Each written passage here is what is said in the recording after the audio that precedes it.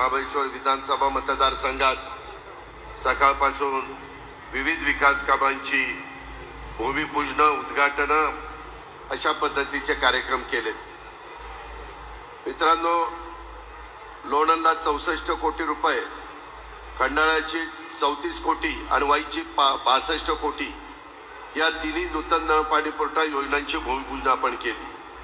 खंडाळा येथील काँक्रीटचा रस्ता 20 कोटीचा, सुरूर, वाई, पाचगणी, महाबळेश्वर, प्रतापगड, माझ्या मागे इतके दिवस मकरंदाबा लागले होते, पर्यटक लागलेले होते आणि अनेक सहकारी म्हणायचे की दादा हा रस्ता मोठा झाला पाहिजे, त्याला 300 कोटी रुपयाचं आपण भूमिपूजन, एवढी मोठी रक्कम तिथं खर्च करतोय।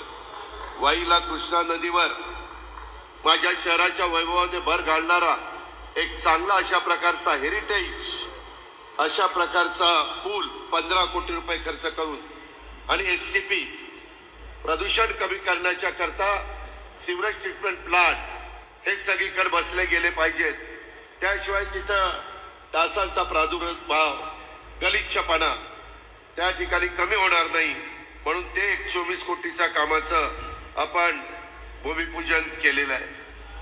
तुम्हाला पटणार नाही, परंतु 2019ला तुम्ही मकरंदाबाला निवडून दिला। सगळ्या राष्ट्रवादी काँग्रेस पक्षाच्या कार्यकर्त्यांनी, नेत्यांनी जीवाचं रान केलं।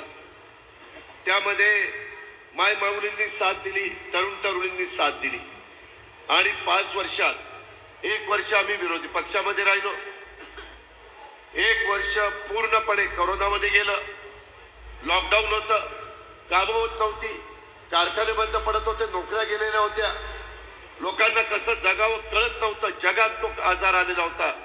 परंतु त्याच्यातून आपण भारताला, आपण महाराष्ट्राला, आपण सातारा जिल्ह्याला, आपण वाई तालुक्याला बाहेर काढण्याचा प्रयत्न केला।